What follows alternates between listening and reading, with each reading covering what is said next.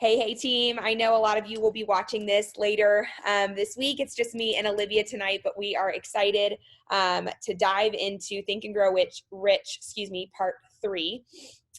Tonight we are talking about imagination and decision.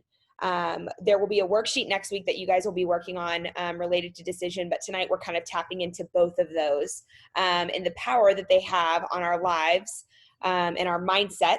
And anyway, the series has been really powerful for me. I've watched this movie multiple times, but the more that I go back to it, the more that I listen, the more powerful it gets. And something tonight that will be said in what we're watching is this book has been read.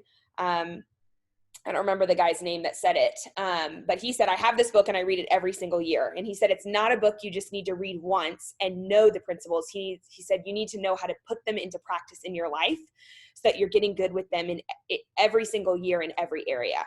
And so it is on my list to read this year. And I hope to, I plan to read it every year moving forward because I think that's such a good discipline. So with that said, I'm going to share my screen here. We're going to get started with Think and Grow Rich.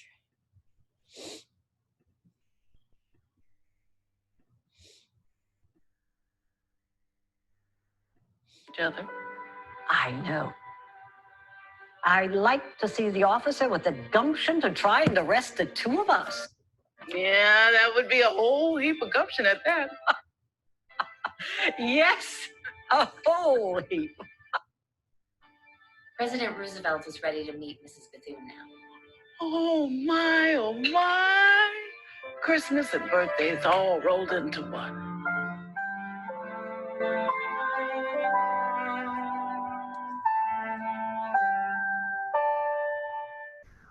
She started where she was, and she wasn't going to be deterred.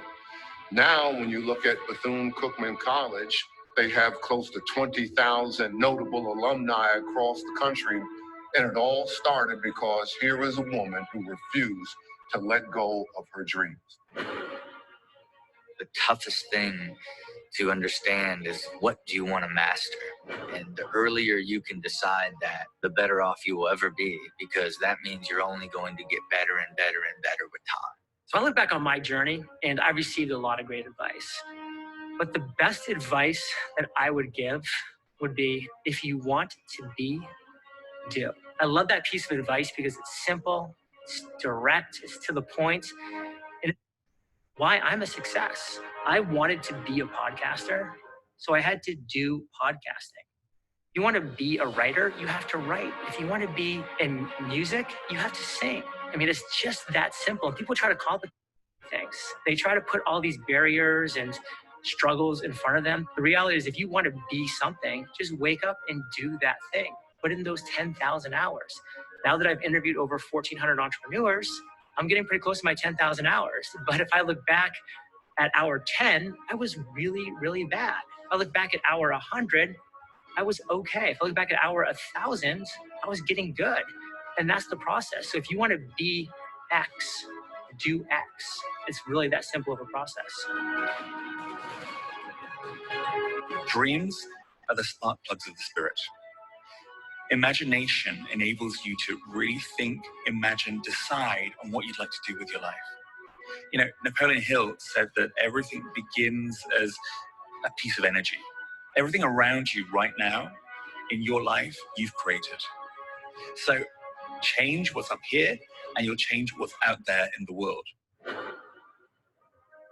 Most people look at what success can give them, and that's what they obsess over, rather than obsessing over what it would actually take to get the success. And I think that's probably the clearest line between those that actually achieve it and those that don't.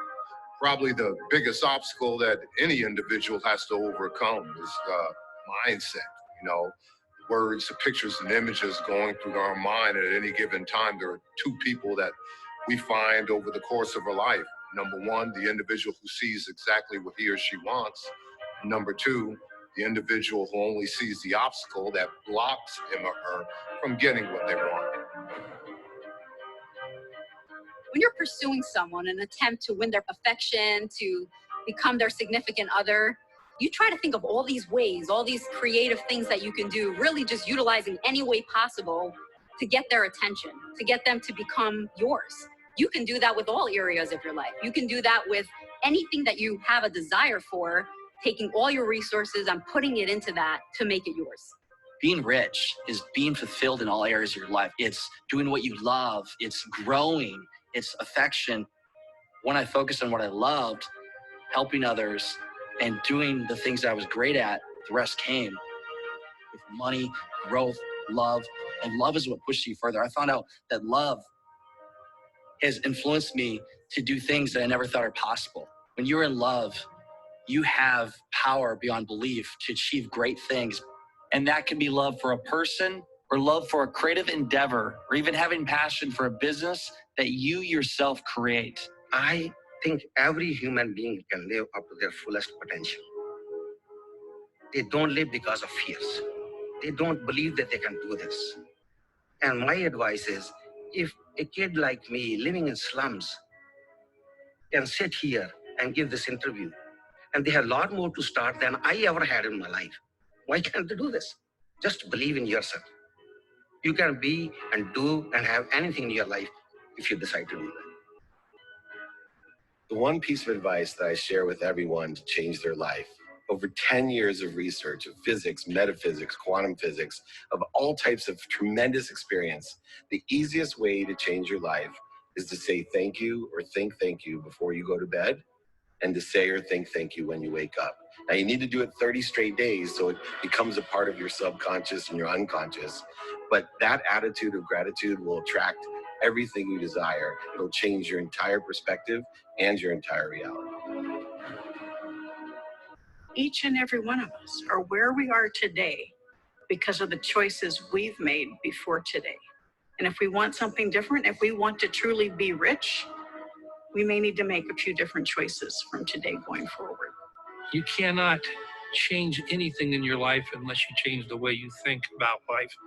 If you want to change what you're doing in 5 years, you have to change what you're doing now. And any change requires action, and any action requires thinking. So you have to assess yourself and decide what you're going to do and what direction you're going to go. And then you can take those thoughts and change them into action and eventually allow you to change your life.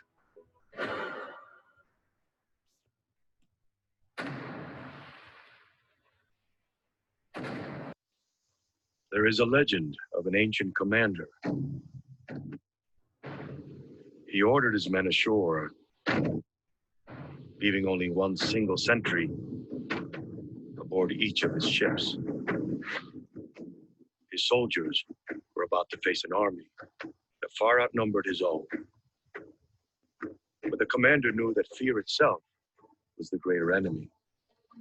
It was his belief in their courage that inspired him to act, that inspired him to remove even the possibility of retreat.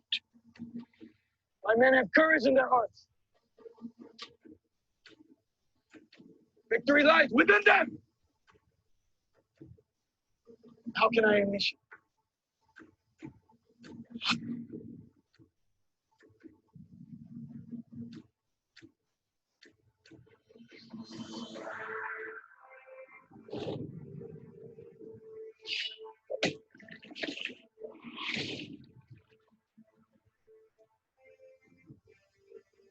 Burn the ships!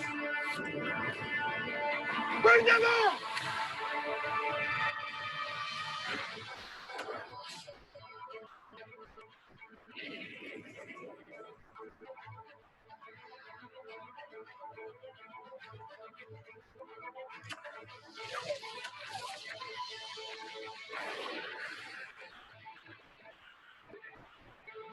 There is no retreat!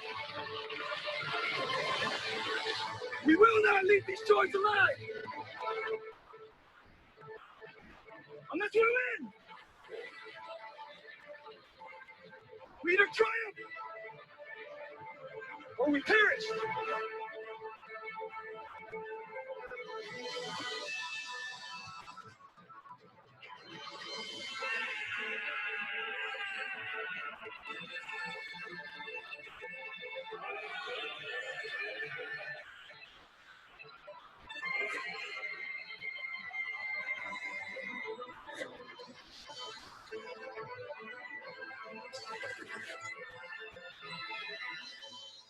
win, they did. Each person who wins in an undertaking must be willing to burn their ships and remove any chance of retreat. This is essential to succeed. When you read this book, Think and Grow Rich, it really hits you hard when you think about the story of burning the ships. There is no other option. There's no backup plan for this. It's either do or die. And that's exactly what my parents did. Imagine coming to a foreign country, you don't even speak the language, and then you come to this country with a suitcase with a few pairs of clothes, and then you land right here somewhere in Los Angeles, California. Most people don't even understand the sacrifice.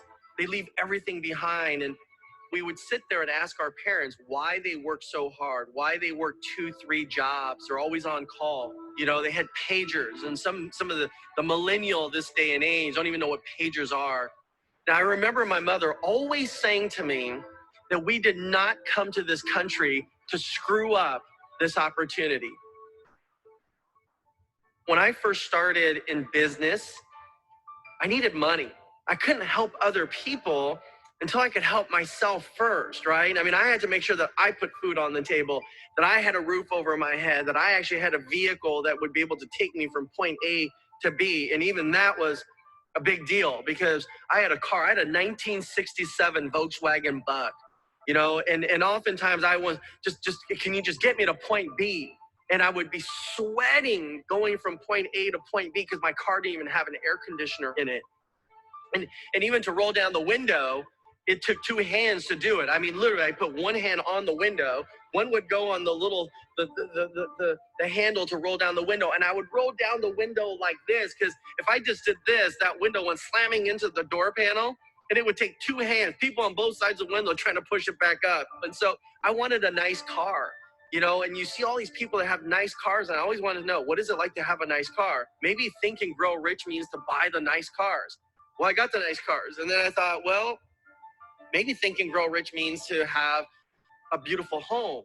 And so I went and got a nice house. And it's a beautiful home, and my family's there. I've got so many people that I know that have a lot of money, but they're not that happy. And then I've got a lot of people that they don't have a lot of money, and they're also unhappy. So what does it take? Is money going to make people happy? I mean, money can certainly make people, you know, make their lives somewhat easier, but I'm not quite sure if it'll make people happy. And so thinking and growing rich, I think what it means at the end of the day is to be happy, you know, in every aspect of your life. One of the toughest times of my life was 1986, when I got mixed up in a shopping centre development that went terribly wrong. And I was facing bankruptcy. I got no money, I've got 3 young kids, I got a house mortgage. And I recall one night at 3 a.m, I got down on my knees in my study and said, if I do this, this and this, we can just keep our family home. It was that bad. Napoleon Hill says, the defining moment can be the darkest day in your life. You need to take the focus off how bad it is for me. So what can I do to change it? I wrote a plan and I started doing something. But I had this urge to share what I'd learnt with other people. And that led me to write a book called Making Money Made Simple.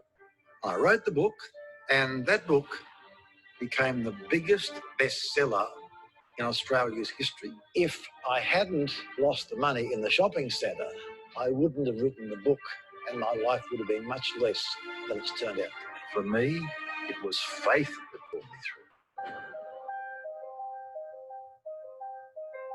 It is not a book that you read once. You literally have to use it as a tool and read it every single year for the rest of your life, because you have to master the principles, not just know what they are. Because if they don't all holistically work together, you actually won't achieve anything. You'll be spinning your wheels in different principles and not fully understand what it actually means to achieve that sixth sense.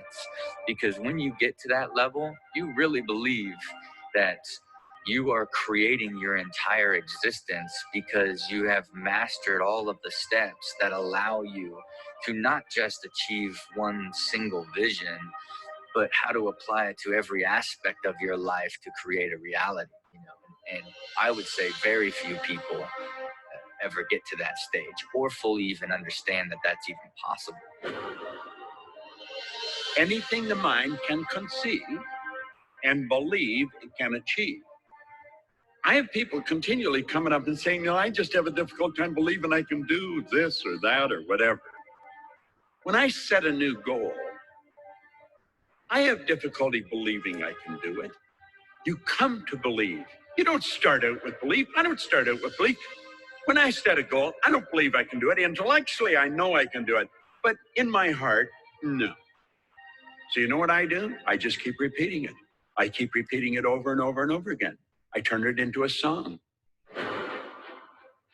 If I wasn't persistent in my goals of wanting to become an African-American quarterback, I probably would have quit somewhere along the way. African-Americans weren't really thought of as quarterbacks, as leaders, as faces of franchises, as everywhere along the way where people told me I couldn't. I just had to prove that I could. I got to a level in college where I was the Pac-8 Player of the Year. I was the most valuable player in the Rose Bowl, a game that I had always dreamed of playing in as a young kid. And then I felt like I was going to get my opportunity to maybe play in the National Football League, which was my dream. But I was constantly told throughout the process of the draft that I was going to be changed and my position was going to be either a wide receiver or a defensive back. So that's where I had to make a huge decision in my life. Am I going to take this NFL opportunity at a position that I didn't love, that I'd never played before? Or do I want to go and play in Canada, a country I've never been to, but they were going to give me the chance to play quarterback? I'm having a great career up there. You know, we're winning championships. I'm winning MVP awards. But in the back of my mind is how good a player am I? Could I play with the best? So that's one of the things that motivated me to come back to the National Football League, was to see how I measured up against the best players in the world. And I answered a lot of those questions, and I answered a lot of that doubt by being able to come back and play at a high level.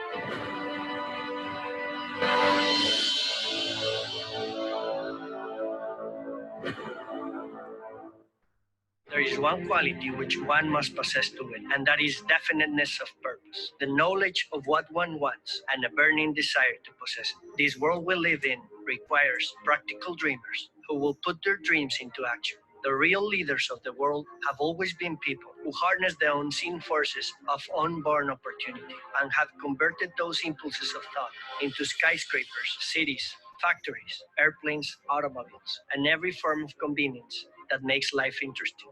It was desire that put those dreams into action. When the opportunity came and the Napoleon Hill Foundation was looking for somebody to write the Latino version, and I heard about it, I thought, that's me, I've got to do it. One of my favorite stories is a story of Jesse Trevino. He became one of the most famous and respected Latino artists in the country. His works hang at the Smithsonian Museum in Washington, D.C. But as a younger man, you can imagine the fear he faced and the courage he summoned. The year was 1967. The Vietnam War was raging, the draft was on, and Jesse received a telegram. Report in 3 days to your local draft office in San Antonio. And he decided to serve. He said, yeah, I want to go and do my part for my country. And all of a sudden, he was right in the middle of battle. Your mom. I'm a foot soldier, patrolling the Mekong Valley in Vietnam. In just 3 months, half of my unit has been either killed or wounded.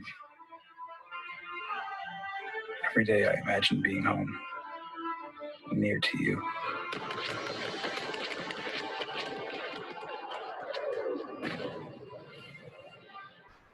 So much pain in a place that is so beautiful.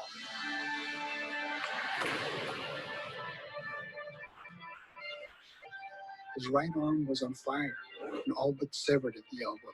The main artery in his leg was cut. He couldn't move. He was bleeding to death.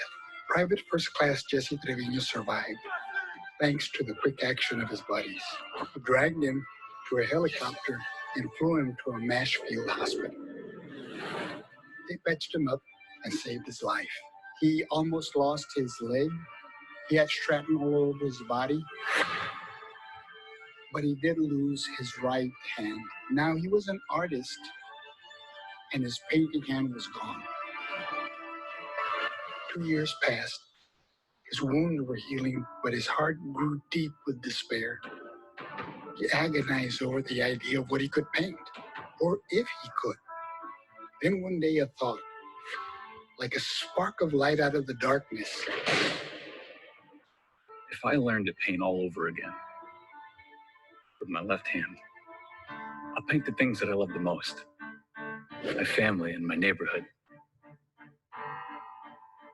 He took classes with beginning artists. He painted murals of the horrors of war. He even got his master's degree. Then he made the biggest discovery of all. The talent and knowledge needed to paint was in his mind, in his heart, not in his hand. And it had been there all along. With his left hand, he became one of the most successful artists in the United States and in the world. Today, as he talks about that experience, he feels that if that had not happened to him, he would not have been able to be the artist that he became, because it gave him a stronger determination. He said, I am going to do it no matter what.